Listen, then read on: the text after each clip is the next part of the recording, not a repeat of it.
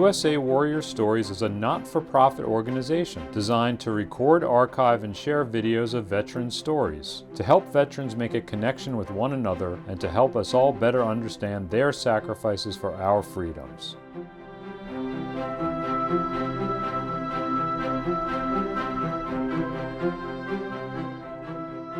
Steve Russ. I grew up in Libertyville, Illinois, sort of halfway between Chicago and Wisconsin, on the north side of the city, and attended Northwestern University under an NROTC scholarship. So one day I was graduated from university. Next day I was commissioned in the Navy. Third day I got married to my college sweetheart, and we took off for San Diego for our first duty station and honeymoon. The Vietnam War was not quite there, but was shaping up when I got in, and the Navy seemed like an interesting way to spend my time. So, and I was the first kid in my family to go to college, so it was, and the Navy did that for me too. So, well, I went to San Diego to put the USS Niagara Falls, AFS-3, in commission. I was basically what we used to call a shitty little jobs officer, if I can say that. Junior officer on board, and anything they needed done, I was it. So I was admin officer, I was personnel officer, I was registered publications officer, then eventually I was the electronics maintenance officer and the CIC officer.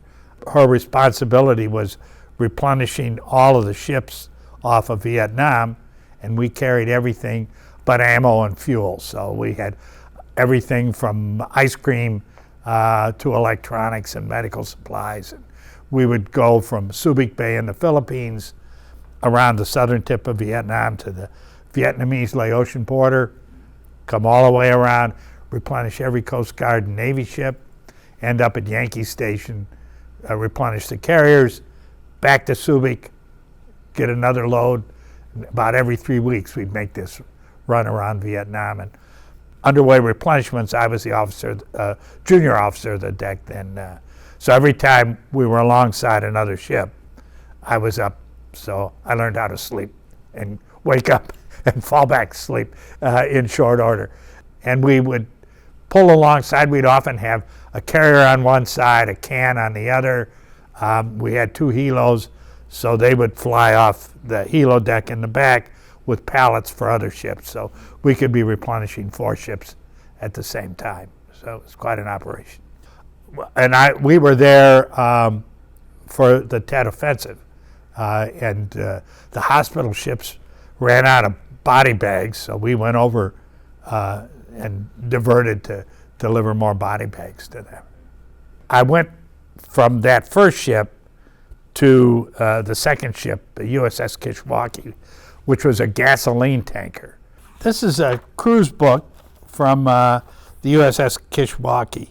We carried 350,000 gallons of aviation fuel, jet fuel, motor gas, and diesel from Da Nang up to Cua Viet on the DMZ, and we'd sit in a moor up there for 3 days and pump all this stuff off to a marine bladder farm on the beach.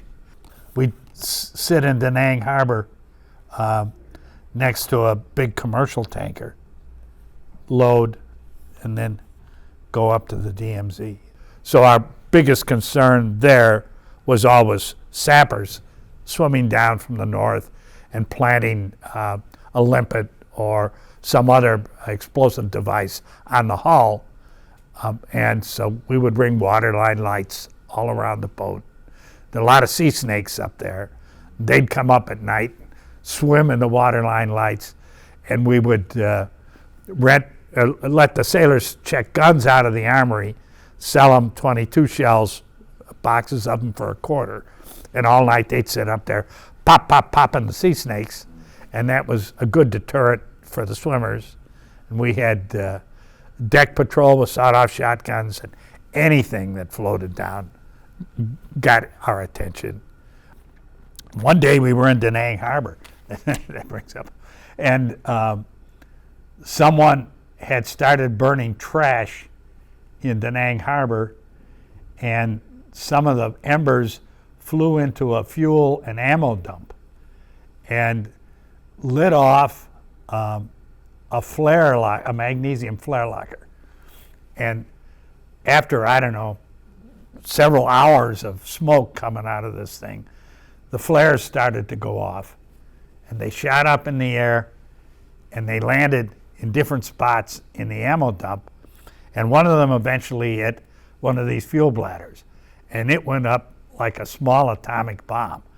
And this fire spread from there until it covered maybe 10 degrees of the horizon with a conflagration. God knows how many millions of dollars of fuel and ammunition went up in that thing, but it was a mess.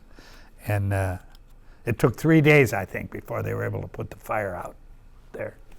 We used these to get around, but eventually we got a little speedboat, an 18-foot speedboat. So that got us around a lot quicker. Then there's glorious Subic Bay, or Longapo in Subic Bay. Subic Bay was always an interesting place back then. I'm sure almost anybody who served there would talk about the kids diving off the bridge outside of the naval station into what was known as the Shit River then, to retrieve quarters that sailors would toss into the water. So it was always a busy and crazy place. Street vendors would sell a thing called a balut, which was a fertilized duck egg. And rather than hard-boiled eggs, you'd have one of these things and you'd eat the duck as well as the egg. I never could do it, but I guess it was a test of your manhood to chop one of those down. And there were jitneys. You can see the pictures of these jitneys. Little buses, colorful buses that ran up and down the streets of town and would take you from one place to another. And when the carrier groups came back, they had to set a limit in terms of people going off Subic. So they'd count at the gate. Once 10,000 people left the gate, they'd close it down. And the town was always crazy. As a junior officer, I got assigned as shore patrol support. So they needed an officer, I guess, to front for the shore patrol. And, what was I, an ensign then, I guess, or maybe a JG, but didn't know squat, And these guys, because that town could be rough, and guys had come off the line, they were drinking a lot, and you never know what was going to happen. And the shore patrol's attitude was always, well, let's stop a problem before it starts, So they'd walk into a bar and tell a sailor, hey, you're out of line, come outside, get in the paddy wagon. If the sailor gave him any crap at all, it was bam, bam, and they'd drag him out. So it was an interesting experience for a young guy. The New Jersey used to steam offshore of us, and McNamara had planted sensors in the DMZ. So anytime a water buffalo, a human, whatever, tripped one of these sensors, it sent a signal to the gunfire support ships offshore, and they would fire into the DMZ at whatever triggered that. And the New Jersey would sit offshore of us and fire those big 18-inch guns, and the doors on our ship would go boom, boom, boom, boom, boom. Every time those guns went off, it was an amazing sight to see. By late 69, the Navy was trying to wind down a little bit on the size of its force. So the Kishwaukee was going to get placed out of commission. And so we were home ported at Pearl, and brought it back to Pearl, started to decommission it, and I got orders to the USS Reeves, which is a guided missile destroyer. Eventually became a light cruiser. The Navy never could quite figure out what to do with classifications of the ship. And we were talking about the Reeves. Yeah. That is she. She's gone now. Every ship I served on is gone now. She was sunk off of New Zealand in an exercise. She was what was known as a double ender. missile launchers on both fore and aft, and a lot of above deck radars and equipment, which made her very top heavy. So her whole superstructure was made out of aluminum. I got off and it deployed to Vietnam shortly after I left, with many of my shipmates still aboard, and it served as North SAR. So its job was to sort the strikes as they came back and make sure that there were no MiGs tagging on the back end of a strike and trying to get back to the carrier. But its ability to combat surface targets was extremely limited. So it had to have an old World War tin can right along with it to make sure that it didn't have surface issues. We were home ported in Pearl, and we had come back, as I said, from Bath, Guantanamo, through the canal, up the west coast, and then to Pearl. And some idiot called the quarterdeck on the ship's phone system and said, "I planted a bomb in the missile house." Well, the ship was nuclear capable, so the Navy's attitude towards that was that they would neither confirm nor deny the presence of nuclear weapons on board the ship. So in a case like that, they responded as though we had nuclear weapons on board. As I mentioned earlier, I was officer of the deck, underway for replenishments on the first ship I was on, and that meant getting up at 2 o'clock in the morning, 4 o'clock in the morning. Whenever we had a replenishment, they'd drag my ass out of bed and I'd have to get up there. And so I had learned to sleep in short bursts whenever I could catch a nap, and I was taking the proverbial nooner. And suddenly the fans went off, the power went off, and as soon as the ship goes quiet, if you've lived on one long enough, that wakes you up. So the lack of background noise. So I wake up and I hear boom, boom, boom, boom, boom in the passageway outside my stateroom. Open the door, and there's a flashlight going up and down. Guy comes running up, got a 45 in one hand, the flashlight in the other. It says, "There's been a missile or a bomb threat. You got to go on the beach, Mr. Russ." Okay, so I put my pants on and I wander out. By the time I get to the quarterdeck, the whole crew almost is arrayed out there on the deck because they'd evacuated the ship. We'd had to call Higham, and they sent the bomb squad back down to Pearl. All the ships in the harbor were moved out away from us in case there was an explosion. We closed the whole of Pearl Harbor for 5 hours while all this mess went on. And then when it was over, I was the one who drew the short stick and had to call the Pentagon and explain why we closed Pearl Harbor for 5 hours. So anyway, that was an interesting day. The Niagara Falls, the first one I put in commission, we were off the coast of Vietnam at Yankee Station where the carriers were one night. And every night at midnight, you had to pull a deck of computer cards out of the registered publications vault and put them in the machines so that the codes would change at midnight and you could continue to communicate. So around 2300, the radio guys went down to the vault. It was a big walk-in safe with a tumbler lock on it to get the cards out, and they spun the dial on the safe and the dial came off. So the safe was locked, the cards were in, midnight was approaching. And the setup there was a little desk inside this vault for an officer to manually decode super duper secret messages.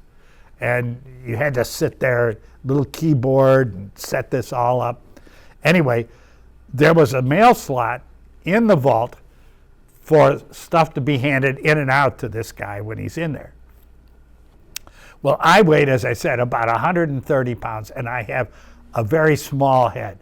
So we took a pry bar and pried the chute off this slot, and I crawled through the mail slot and got inside the vault and opened it from the inside so that we could get the stuff out. So anyway, no recognition for bravery for that. Here I am, young guy.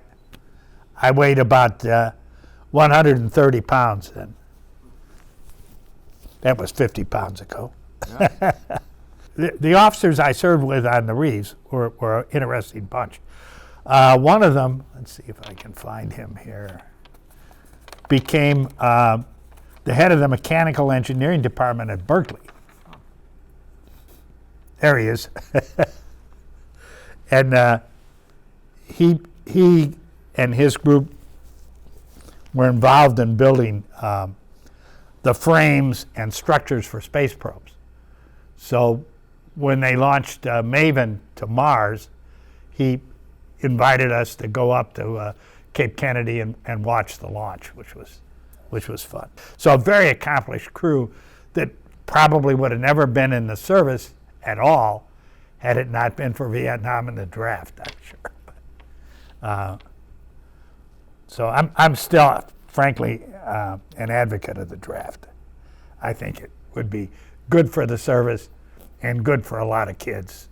So I think 30 of the last 36 months in the service, I was deployed. Mm-hmm. So my daughter would ask when my wife and she were in the exchange, is that my daddy? Because anybody in a khaki uniform qualified at that point. She's a nuclear engineer now, so. Wow, you must be very proud. Yeah. We were out in Pearl, and the radars at that time had what was known as fade zones. So when the radar swept, it didn't provide uniform coverage from the surface up to whatever. There were holes in that coverage. And you couldn't predict exactly what that fade pattern would be. So you had to basically get aircraft to fly in and out at various altitudes and from various directions. And then you could plot the fade zones literally as these aircraft came in and out. And we were off Kauai one day with F-8s flying in and out to plot this pattern. And they were up, 45,000 feet, out maybe 150 miles from the ship, and they saw a Soviet missile submarine on the surface. So they nosed over and screamed over that guy at about 1,200 knots, and sonic boomed him, and he pulled the plug and went down, and then we spent 2 days trying to find him, which we never did, but anyway. Wow. Yeah, interesting. And I don't know whether he was on the surface because he had mechanical problems or what was going on, but he dove, so I hope we didn't send him to the bottom. I got out, 26, I guess, 27 when I got out. And I'd had an experience XO on this tanker with 250 people working for me, and so I was used to dealing with people and dealing with management problems and making decisions, which in later life always held me in good stead, I think. Particularly the decision-making issue. You make up your mind what you need to do, and you do it. And as I said, often you put your number on the line occasionally, but that's what you get paid to do. And if you're not willing to do it, you shouldn't have the job. Obviously, you seem pretty proud of your service. Sure. Yeah. And I wish it were easy to impart that pride. Maybe this will help. But kids who have no idea what to do, I think this is it's a great career, And even if it's not a career, it's certainly a great springboard for whatever your career might be. So it is really good.